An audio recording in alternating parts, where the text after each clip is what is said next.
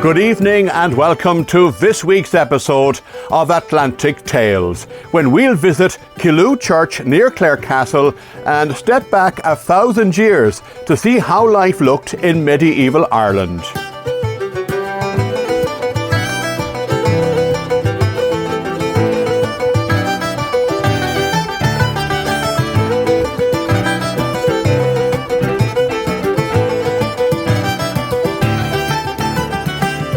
From early pagan worship to Viking invaders and the arrival of the Normans, the site of a church at Killoo near Clarecastle in County Clare has given us a direct link with the past, and the more research is undertaken, the more we learn about the community that formed around this ancient site.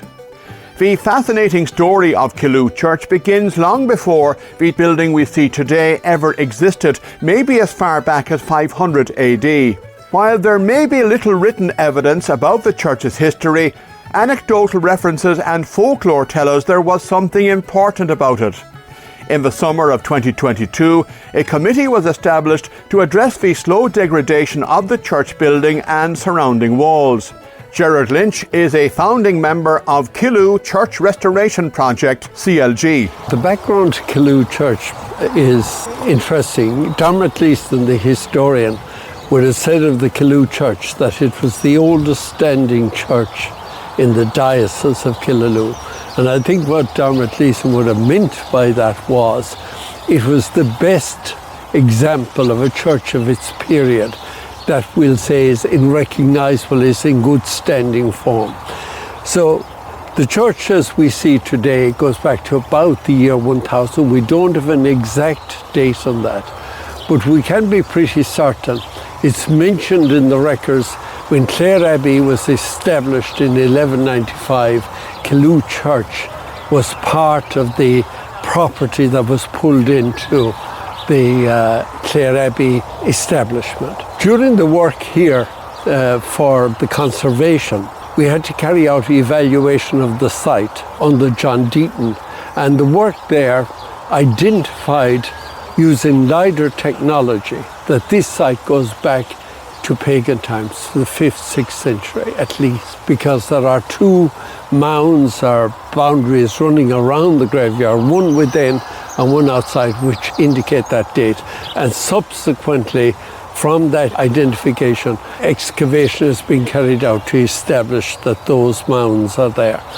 So this is going back to a pagan site. It was practiced when Christian churches were established here, in the 5th, 6th century, that they used the extending pagan sites as a place to bring in their new religious establishment. This was an island, Killoo was an island. It was one of many islands on the estuary, so we have the Barony of the Islands. And it was an island up to around 1790, I think it was, when the river Fergus was banked by the O'Briens.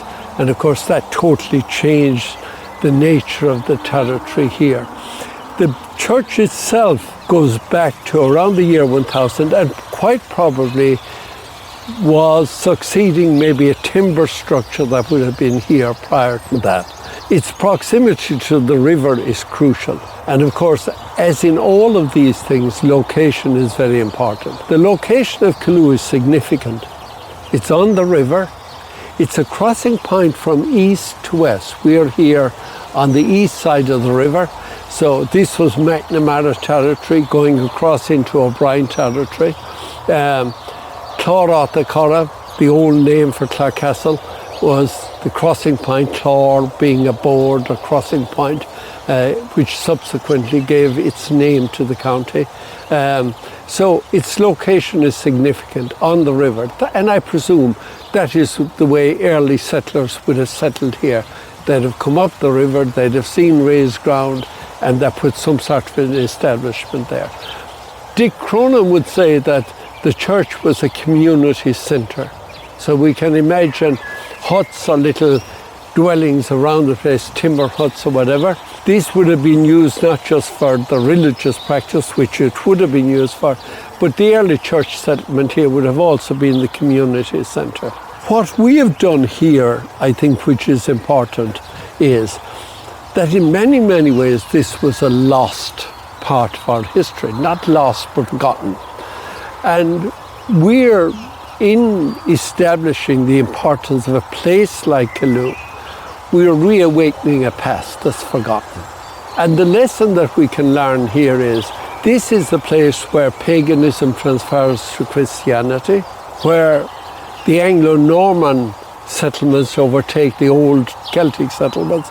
And then it also has the echoes of colonialism, because Clarecastle itself was the last standing place of the Battle of Limerick in 1691. It simply was too small to defend. That's why it didn't fall into the picture. Williamite troops would have camped quite near here in the 1640s. At that stage, when the Williamite troops would have camped in Clarecastle, Killoo Church at that stage was no longer in practice. It was gone. But I would say that the establishment of Clare Abbey in 1195 would have had a significant impact on a place like Killoo Church, because here we talk about going into Europe. 1195 was our accession to Europe. The Italian church came and was established here, and that was a significant event on the culture and nature of society around here. Would you have been aware growing up of the existence of Killoo, and would you have come over here often? Well, Killoo in particular, I suppose that's why when we started out here I had a particular interest in Killoo. The Lynches, my family would have been buried here for over 300 years. The graves here behind you would have been the first graves outside the ground, the 4 graves on the floor. They would be Lynch graves. The Lynches came here in 1690 after the Battle of Aughrim, the Williamite Wars. They were pushed out of Galway, as Catholic families were. The Lynches settled here because they had a particular relationship with the O'Briens. They were connected through marriage. They were also connected through being legal advisors, whatever, to the O'Briens. The Lynches were a very well-established trading family in Galway. 1690, they come out of there, as all Catholic families did, and my branch of the family finished up here in Killoo. In 1848, this tomb here was built by Thomas Lynch. And during the course of the conservation work here, the cross on the tomb is a noted cross, and it links back to the Crusaders.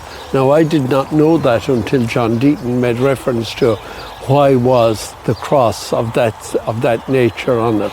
And of course, in St. Nicholas's Church in Galway, in front of the Lynch window is the Crusaders' tomb. So the guy who built this place here in 1848, he obviously was aware of a family history, in some way linking back to that.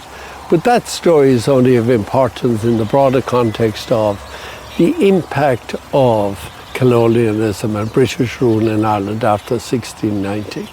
The established families, the trading of places like Galway City was destroyed, with huge implications for the Irish economy. The Irish economy effectively, as we all know, up to the 1960s, from 1700 to 1960, we became a third world country. So all of that trade, all of that commerce, all of that economic sophistication disappeared over those 250 years at an enormous cost to the well-being of people. A lot of history here, a lot of family history here. At what point did you become really interested in the story of Killoo? As you say, it was hidden away, not completely lost, but could have been lost had your group not taken up the mantle. I would have to give a huge credit to Michael Slattery. Michael and myself have friendship going back 40 years, and Michael said to me, well, are we going to do anything about Killoo? And about 7 or 8 years ago, I'm not sure exactly when, we said, we'll take this seriously. We put together a group of very good people. And in the course of that evaluation, funded by Community Monument Fund, in the course of that evaluation, the importance of Killoo became clearer in my mind. I always knew it as a very old church. I mentioned Dermot Leeson, the historian, talking about it as a medieval church, the oldest standing church in the diocese. But of course, It was only during the course of work that we realised that it goes back maybe to the 5th century or earlier, the site itself. So the significance of the place grew during the course of our work here. It's not just about the local area. It is about how civilization as we know it, written civilization, the 4th, 5th century, how that was established, how we lived 1500 years ago. Killoo tells that story. And that story is a story that's replicated all over the country. It's very important that we know that story, that we connect to it, that it has a meaning to us, because certainly here it has been forgotten, and as it has been in an awful lot of the country. We're very fortunate that we have a building here that's standing for 1,000 years, that is now conserved thanks to national funding from Community Monument Fund, and that it is there to tell that story going into the future, so that we have a deep sense of the impact of these changes on people. Not that we're anything different from anyone else. The story here is the story for everyone in the country, how we transfer from paganism to Christianity, the impact of paganism on Christian practice. That's a very important story. The impact of the Norman invasion on the Celtic population, the impact of colonialism, and now a post-colonial society. How we relate all things together to tell our story of who we are and what we are. The original idea to assess what could be done to conserve Killoo Church was born from a conversation between Gerard Lynch and Michael Slattery after a mass held at the site. Michael is chair of Killoo Church Restoration Project, CLG. Gerard Lynch and I were over there near the door, and we were looking at this ruin, which was very close to collapse. And one said to the other, why don't we do something about this? We had a few jokes, of course, that said that's not possible, etc. But the seed was sown. COVID intervened. We could do nothing about it for 2 years. And then after COVID, the seed having been sown, we decided that we would do something now. So we formed a committee, Gerard and I, and we asked various people to join us. Some said no, but in the main, we got a very good group. And I suppose the essence of the success of this place is the quality of the people. The people that we got were the two Barrys. Their people are buried here. And with them, we got Heber McMahon, an outstanding community activist. Gerard, of course, was there. And then we went to Liam Ash, wonderful historian and a great love about this place. So we formed the company. We looked at various ways of getting money. And we suddenly discovered that the Clare County Council would have a role to play in it. We approached the council, we spoke to some very nice people there. Conjella Maguire was there, and they said that fundamentally we'll have to do this work on our own. They haven't the money, but they could lead us towards it. So we discovered very quickly that there were three vital requirements. One, we had to deal with the Heritage Council. Secondly, we had to deal with the Clare County Council. And the most important one of all, deal with it ourselves. So we formed the Killoo Church Restoration Project team, and from there we went after the money. Now, the money came from various sources. It came from government, the Heritage Council, it came from the County Council, but most importantly, it came from our county councillors. And they were very, very generous. They have what is called a discretionary fund. That allied to the fact that we got a share of money from patrons, from our own resources, from some local companies, from the CMF fund, which gave us about 150,000. So we attacked the project, and there were 4 segments to it. One, the restoration. Next, we had to put together a website. Then down on top of that, we had to create a suitable sculpture and signage coming in here, which we're in the process of doing. That'll be the last portion of that project. And we had to create a pedestrian access way. All that will come to about 300,000. How bad a state was the building in particularly, or the general area? Was it in poor state? Disaster. And I suppose that's what encouraged us. When we saw the ivy spread all over it, weeds growing on top of the walls, saplings growing through the walls, it was a mess. In County Clare, there are about 130 or 40 such buildings. 30 of them are a disaster. They'll fall very, very soon if they haven't already fallen. Another 33%, mix them, gather them, might be rescued. Fortunately for ours was in the better third. So it was possible to preserve it, if you like. We weren't too sure if we could do it, but we were very fortunate. and this is key, we came in contact with Coleman and Company, who were recommended to us. And Coleman and Company had a very good man called Richard Robinson. He held us by the hand all through.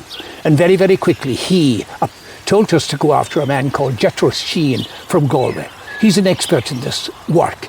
And we had it all done and dusted by the 24th of October, 2024. Was it in a bad state, you asked the question? It was almost collapsed. And I would say that given the climate and given the bad weather, given the storms that we are now accustomed to, I'd say it would hit the ground within a few years. Now, as you look at it, we have it preserved for the next 100 years. It's a good bit of work and we're proud of it. Did you ever think, though, Michael, no, we can't do this? Or was there a determination there, wherever that came from? Oh no, there was never any doubt. We have held 31 board meetings in the 5 years. Those board meetings would last for 3 hours. And we consulted with 185 people. Now, when you consult with those, most of them will give you a lead. And the secret for us was to follow every lead.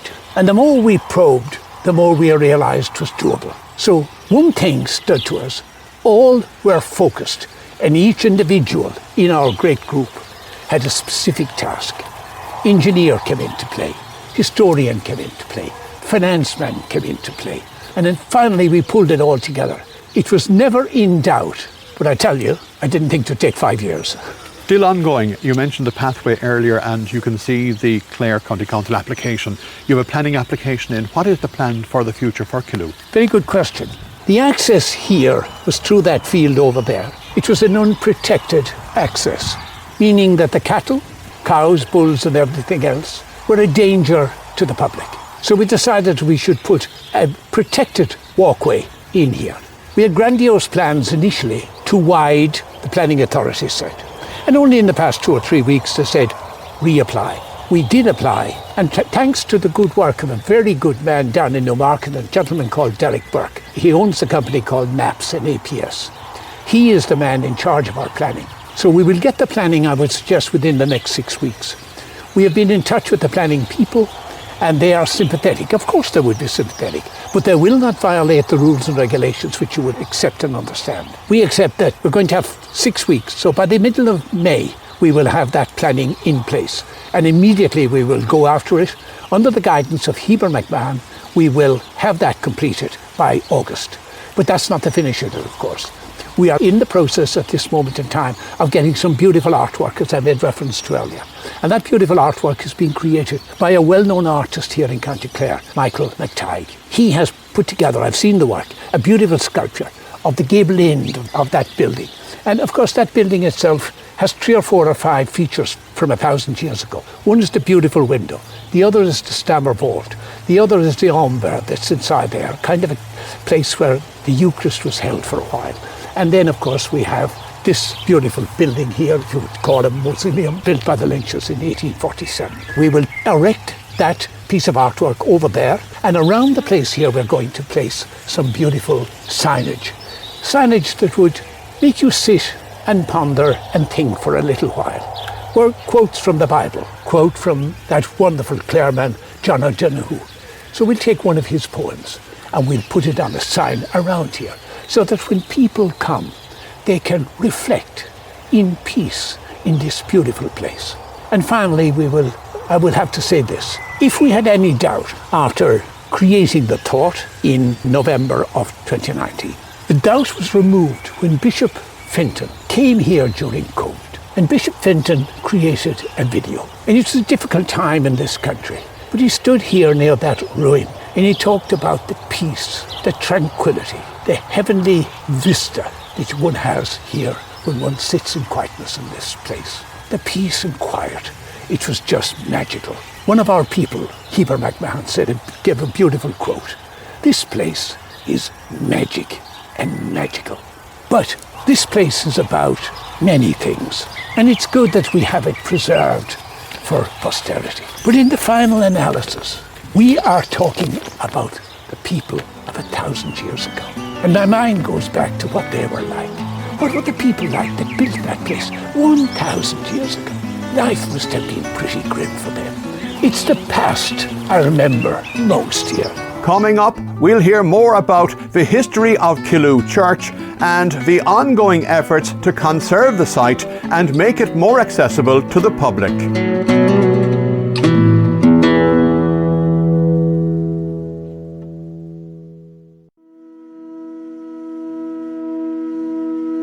Welcome back to Atlantic Tales. The historic church at Killoo near Clarecastle is believed to be dedicated to St. Lua and was part of a unique relationship between the Deanery of Traderee and nearby Clare Abbey up to the 16th century.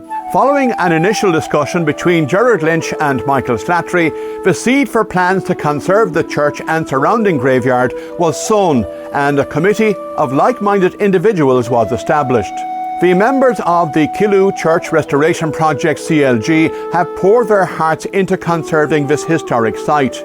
Perhaps the church's most compelling and telling feature is the surrounding graveyard, which continues to be used as a place of burial and reflection. A burial vault for the well-to-do Starmer family of Carnelly was constructed within the church building in 1785. Several members of the family are interred here, including a duchess. The story of the Starmer family has been of particular interest to local man Frank Barry, another member of the Killoo Church Restoration Project CLG, who has been involved since the group's inception. I'm living in the neighbourhood. I was born in the neighbourhood and I kind of love the area. I remember coming up here years ago when there was no motorway, there was no plaza, and you were just here in the middle of the country. You could be totally lost in yourself. It was an absolutely beautiful place, and it still is. We would have attended every funeral that came in here. Now, there was only maybe one or two a year coming in here. There's a Lynch vault over here, and there's many of the Lynch family buried here. There's a few Newmarket graves here, a few Dura graves here, a couple from locally in Clarecastle here. There hasn't been a burial here now, I think, in the last 18 months. Any burial that will be here will be of families that already have a plot here. It was totally rural. I mean, the people of Clarecastle wouldn't have known this place existed in reality. And if you can visualise it, it was totally overgrown. I mean, the west gable there was on the brink of falling. This east window, it was reasonably stable, but the rocks were starting to come off it as well. You're on an elevated site, so we're on an elevated site, yeah. And we're an elevated site, and this site, it is very hard to visualise it going back when it was built. I mean, if you can visualise, there was no banks in the river Fergus or in the Shannon. If you see all the outlying land here, it is all bogland, lowland, and it was subject to tidal flows. So at high tide, you literally had the water surrounding this place. We're in what's called the Barony of Islands, and this would have been one of the islands in the middle of it pre the construction of the banks. The history of it, it's regarded as one of the oldest standing old churches in the Diocese of Killoo, and that Bishop Fenton has kind of stated that, and we've heard it from Dermot Gleeson's History of the Diocese. It is referred to as one of the oldest churches. I don't know if they were called churches, because there weren't monasteries. There were small churches for, you imagine, a very small local population around. It's always nice to learn something new. So you were interested in the history anyway yourself? Oh, we're very, very interested in the history of it. And I'd say there's not a whole lot known about the history of these type churches. And they're dotted around the Fergus estuary. But you can visualise the community that served at the time. They were probably the centre of learning, the centre of faith. There was probably land associated. There was probably a whole education system associated with them. When we use our imaginations, we wonder what might have happened here. Yeah. And only archaeology, or if there were records available.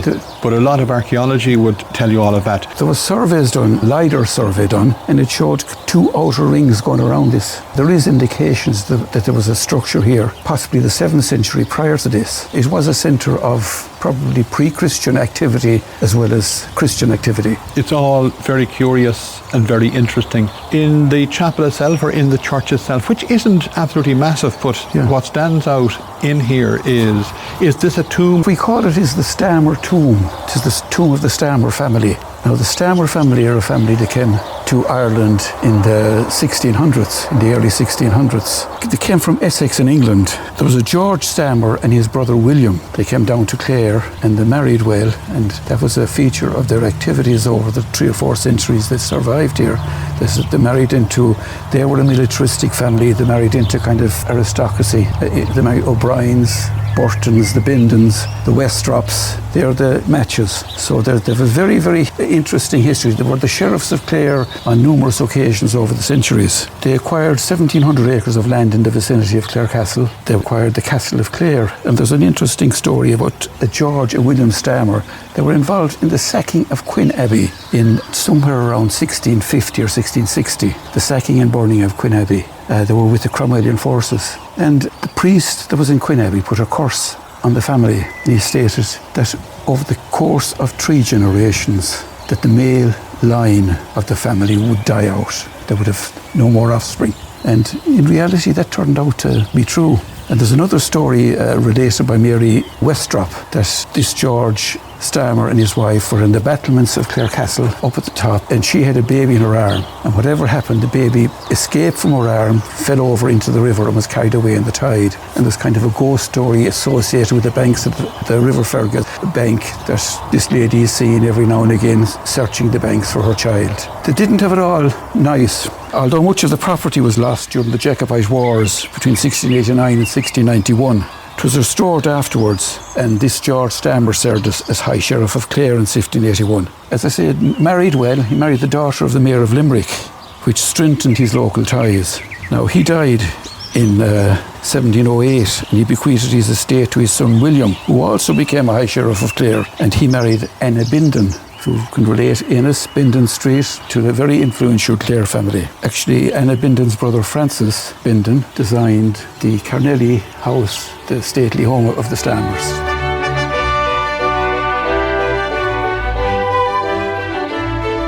In the 18th century, the Stammers consolidated their position in County Clare through repeated appointments as High Sheriffs. William Stammer of Carnelli, who had it between 1750 and 1785, he held much land in the barony of Islands until his son William took over in 1783. There's a story of sad love and betrayal in relation to the Stammers. In 1768, there was a son of Lord Carbery. Lord Carbery was a very influential Irish and British politician at the time, and he owned thousands and thousands of acres in Cork and Limerick. But his son, who was called George Evans Freak, he visited Carnelli in 1768, and he fell madly in love with one of George Stammer's daughters.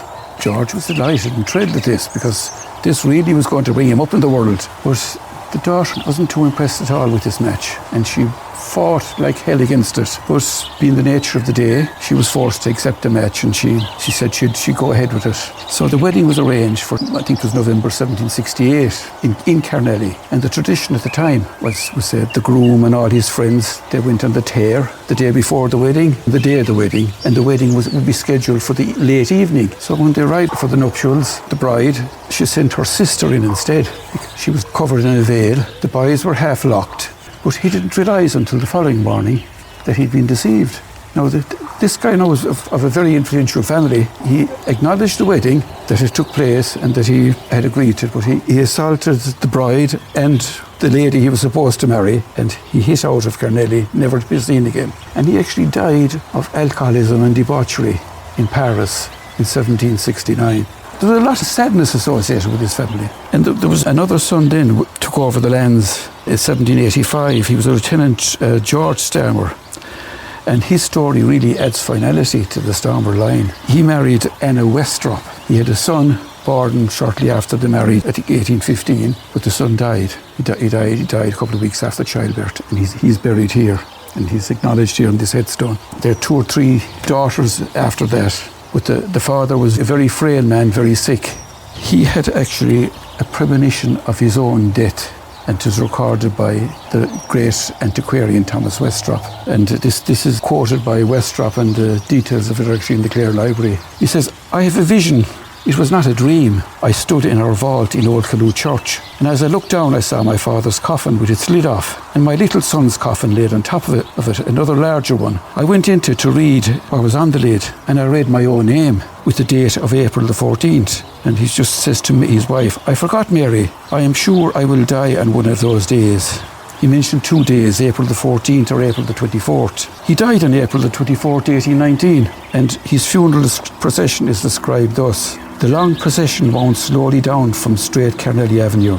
The hearse reached Killoo as the last carriage left Carnelli. The vault was open, and there lay his father's coffin with a lid, as he had seen in the dream, or whatever you like to call it or think of it. They laid him opposite his father and placed his little son's coffin on his own, and the vision was fulfilled. Now, his story doesn't end there, though. He had a daughter, and his daughter is buried here. And his daughter was the Duchess of Rovigo. Their daughter Elizabeth, she was a highly educated lady. She was fluent in French, and after spending a few years in Paris studying, and apparently she was an accomplished writer of children's books, while there she met the son of a French aristocrat, General Anne-Jean-Marie René-Savary. He was aide-de-camp to Napoleon, and he was head of an elite corps in Napoleon's army as well. He wasn't a nice guy from what I've read about him, to be honest. For his services, he was given the Duchess of Rovigo, which is a small state in Italy, about 50 miles southwest of Venice. This title passed to René Napoleon Savary, who married Elizabeth Stammer in 1819. The marriage took place in Clarecastle. He was a Catholic, she was a Protestant. That brought its own problems, because the aristocracy didn't like a Catholic potentially owning an estate in Ireland. But they got over that side of things anyway, and the marriage was blessed by Reverend Mr. Young, who was the rector, and Reverend Father O'Gorman, the local PP. This was followed by, when they went to Paris, the French weren't happy with that. They had to go through a third wedding ceremony. So after the wedding, they leased out Carnelli and went to France, where he continued his service with the French army. Apparently he was a brave and gallant soldier up to his death in 1872. But it appears Elizabeth, she had enough of France, and she came back to Ireland 1849. I think her hubby was a known kind of a dualist and womanizer, and he had his own issues. But following her marriage, and there's another nice story as well, she inherited the Stammer Library. It was an impressive collection of artefacts, books and manuscripts that were got during the Napoleonic Wars in different countries. And they were based in the Stammer Library in Ennis, as well as Carnelli. The Stammers had a house in Ennis, Stammer House. Back at Joe Daly's mortuary, and the Stammer Library was located there.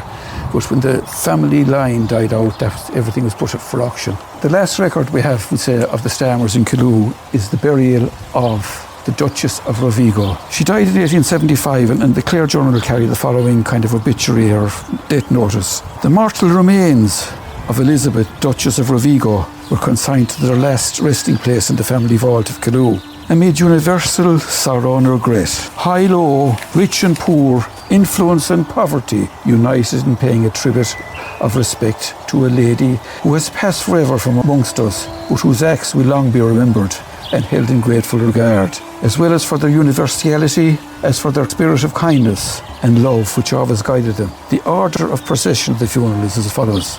First came the hearse drawn by 4 horses. Then came the doctors and the clergy wearing scarves, the tenantry wearing scarves, the coffin and the remains, the chief mourners, mourning coaches, female servants on cars wearing hoods, several carriages, and lastly, the better peasantry. And Pat, out here in the southeastern part of the graveyard, just in front of the Lynch gravesite, we have what's called the Killoo Healing Stone, or a resting stone. There was an old tradition on funeral day of the coffin pallbearers shouldering the coffin and resting it on the flat stone, which is situated in front of the Lynch vault. It would be rested there for a few minutes and appropriate prayer said. The stone was regarded as having healing powers, and the belief was that the corpse left this world for a better life in heaven, with all the pains and worries of life removed. It was also a lot of old graves. There was a tradition that you would never rest the coffin on the grass. So it was a resting stone as well to keep the coffin off the grass, as this was considered both disrespectful to the dead and a possible source of ill luck. Coming up, we'll be back in Killoo near Clarecastle to hear more about the story of Killoo Church, which began long before the building we see today ever existed, maybe as far back as the 6th century.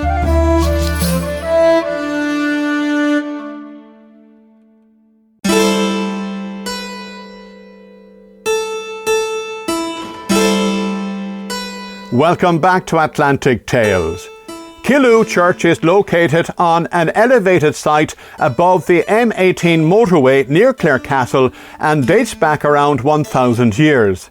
It's believed the stone structure we see today was predated by a timber building. LiDAR imaging conducted on the site as part of a conservation project revealed a collection of concentric enclosures which are believed to be evidence of an earlier ecclesiastical site during the pre-Christian era, dating back to the 6th century. Liam Barry has a long-standing family connection with Killoo Church and looks after finance for the volunteer group. He is responsible for sourcing funds to help the Killoo Church Restoration Project Committee continue their invaluable work. To do anything nowadays costs, I suppose it always costs money. But before you go tackling a project, you have to have a structure. And the structure that we have was that we formed the Killoo Church Restoration Project, CLG. That led us down the pathway where we were now in the position where we could look for grant funding. And with a monument like this is classified as a monument. That meant we could approach the community monument funding, and they have several streams of funding. So the first was stream 1, and we applied for €30,000. And that was so we could complete a feasibility study. And of course, the purpose of the feasibility study was to get the experts in to see what we could do, what could be done with the building here, what could be done with the boundary walls and the area in general. So we got the experts in, and the community monuments funded that expertise to the tune of €30,000. We got architects, we got conservation architects, archaeologists, ecologists, land surveyors, historical, genealogical consultants. So that's quite an amount of expertise, and expertise costs money. And unfortunately, grant funding rarely, if ever, covers the full cost of any part of a project. The fact that you're dealing with a national monument that's listed, you have to go about things the right way. You can't just walk in and start doing restorations or conservations. You have to do it the right way. And when you do it the right way, you get the right expertise, and you pay for that expertise. Based on that feasibility study, we were now in a position to get a conservation plan. And John Deaton, conservation architect, he put the plan together based on the reports from all the other experts. So we were now in a position where we could go for stream 2 funding from the Community Monuments Fund. And we applied for €100,000, and we were successful in that application.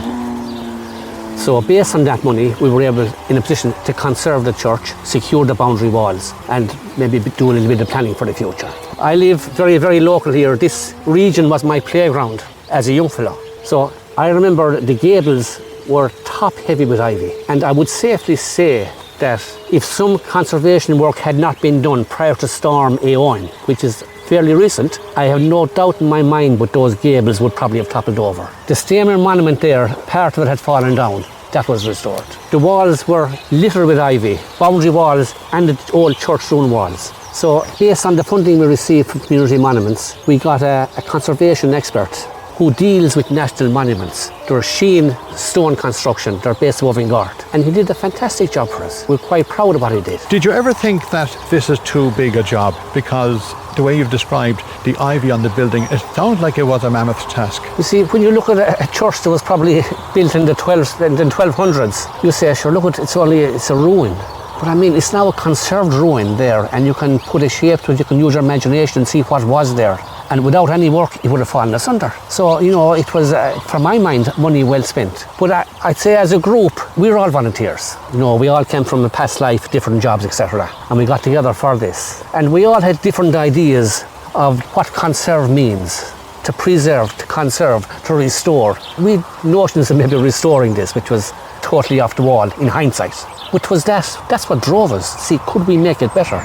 Could we conserve it for future generations? And as part of our project, we wrote to people who are associated with the area, who would have loved ones buried here, who would have connections, maybe from many generations, and we asked them, would they like to be involved in the project and maybe help us out some way or other? And we got a very nice reply from people who assisted us financially with the project. And we refer to that group of people as the Friends of Killoo. So we raised substantial money through the Friends of Killoo project. And our local credit union gave us a grant as well.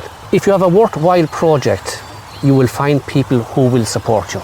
Do you feel as well, Liam, I wonder, that you owe it to the people who built this, because it's still standing over 1,000 years later, The walls are thick and solid. They put work into it. Do you believe you owe it to them? Without a shadow of a doubt. I'm living in a house now down there in Knocklamana, as the crow flies maybe a kilometre from here. And the site that my house is built on, there was an old thatched house there, and that man is buried up there. It's a non-marked grave, but I have an idea where he is. I have ancestors here, the McMasters. We owe to them. I have 2 children buried over there myself, who died in 2008 and 2011. And from my point of view, I owe to them. So for me, it's a project well worth undertaking. And with the group, we have a wonderful group of people who are as keenly interested in it as I am. Apart from your own very personal connection with Killoo Church, you have an ancestral connection going back some time as well. I have had. There's a headstone there now right behind you. It's the Hassett headstone, and my family have a close association with that. And it's through a chap called Michael Masters. He was born in Coolgallion in the parish of Kilmichael in County Cork in 1844. He was one of 3 siblings. His brothers were William, John. Now John Masters is my great-grandfather and Michael is my great-grand-uncle. Michael trained as a school teacher and was appointed principal over in Dura School. While there, he met a young lady from Clarecastle called Ellen Hassett. She was the daughter of Patrick Hassett and Hannah O'Brien of Clarecastle. Or back then it was known as Clare Village. It was the village of Clare. I think it's very sad that we actually changed that name. However, that's the way things go. Now, Michael and Ellen were married in July 1874. They had 9 children. Some of the children, the records are on the baptismal certs in Clarecastle. Some were baptised Masters, others were McMasters, because a name change took place from Masters to McMasters in the late 1800s for some reason. So Ellen died at the age of 40. Now, she had 9 children, but she died at the age of 40 in 1893, not long after giving birth to a baby, Francis Benedict, who actually survived. Ellen is buried there in the Hassett grave with her parents, Patrick and Hannah or Honora. Michael Masters, or McMasters, being a grocer and a farmer and the headmaster in Dura School, there would be a reasonable expectation that life would be good. Farming and teaching were good professions at the time, and starting their married life in July 1874, I suppose prospects were good. However, life writes its own story. Times were harsh for everyone, and living conditions were not conducive to good health. Despite, I assume, having a slightly better standard of living, maybe not, maybe so, disease and sickness are never selective. Tragedy ravaged many households. The McMasters or Masters were no exception, and then again maybe they were the exception. As I said at the outset, 9 children were born to Michael and Ellen. 5 of those were to die within 5 years of each other, between 1891 and 1896, with Ellen herself dying within the same time frame. 1891 in particular was a horrendous year for Michael and Ellen. In the month of August, 3 of their children died within 9 days of each other. On the 20th of August, Veronica Masters died at the age of 4. She died in the workhouse in Ennis of croup. 5 days later, Frances, aged 6, died of diphtheria. And 3 days later, Elizabeth, aged 7, died in the same workhouse of croup. Now, I cannot even imagine the impact this had on the McMaster family. Losing 3 of your children in the space of just over a week is beyond comprehension. The sadness was further compounded when Ellen herself died in 1893, just 4 weeks after giving birth to Francis Benedict. So in the space of 2 years, Michael had lost 3 young children and was now widowed. Unfortunately, more tragic was to follow. His 18-year-old son, John, was drowned in a boating accident on Garland Sunday in 1894, about 1 mile down the quay from Clarecastle up Isle McGrath. It was reported in the Clare Journal that 3 young men, John McMasters, eldest son of Michael McMaster, Clarecastle, and schoolmaster in Dura, John McGowan, a clerk in the employment of Pat O'Brien Carnelly, and Pat O'Kelly, the only son of Patrick O'Kelly, a respected coal merchant, set out from the quay in Clarecastle. Only John McGowan survived to raise the alarm. For a small fishing village of Clare, this was a huge tragedy. For Michael McMaster, his grief must have been beyond understanding. And then 2 years later, in 1896, Michael's 18-year-old son Thomas died of Bright's disease of the kidney. And on the 5th of November 1910, Michael himself died, his death certificate recorded chronic alcoholism. Now, it is my belief that all those are buried there in the Hassett grave. I guess with so much loss over a short period of time, the updating of the headstone was a very, very low priority. Michael's and Ellen's only surviving daughter, Mary Josephine, married my grandfather, Garrett Barry, who was from Magona. She died at the age of 40, giving birth to a baby called Mary Josephine on the 4th of August 1920. She and her daughter are buried there in that Hassett grave. So I often pass by here and I look at that headstone and I often wonder, how can any headstone carry such a weight? But life always goes on, Pat. And despite tragedy, Garrett Barry married the daughter of John Masters, who was a first cousin of his first wife, and she had come up to help mind the children that were left behind. And that second marriage yielded 2 children, Sean and Liam. And Liam is my father. So there's a lot of sadness associated there with the Hassett grave, and it's one I contemplate on regularly. The volunteers of the Killoo Church Restoration Project have produced an excellent and informative website with a photo gallery, information for visitors, and regular updates on the progress of their ongoing work. The website also features a series of professionally made videos telling different aspects of the story of Killoo Church and life in medieval Ireland and its more recent history. One of these videos features Liam Ash, a retired history and geography teacher and a Killoo Church Restoration Project volunteer. In Shean Liam, Scale sé Péal Killoo a Scéalaga. Tá díreach an seo inis bailithe in aice leis an sé Péal seo, leis an teach phobal a tógad 1000 bliain ó hin nó mar sin, agus teach phobal antábhairteach a bhí ann dus na daoine, ach tá mé tí caint inis an bobal, an teanga gaelach a bhí in úsáide có. Teanga den bheanís a bhí ann, ní hiicimí se ní sé, mar is seanna ghaelge fad atá I gceist. Ní raibh muinte na háit ag an am seo litartha chorar bé, a ní raibh siad an léamh de gná, an chuid is mó có.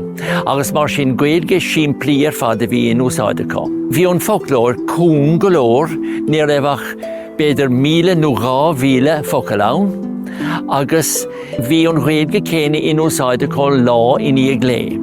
Bhí siad a caint mar jaall na hábhar seo mar hampla na ba.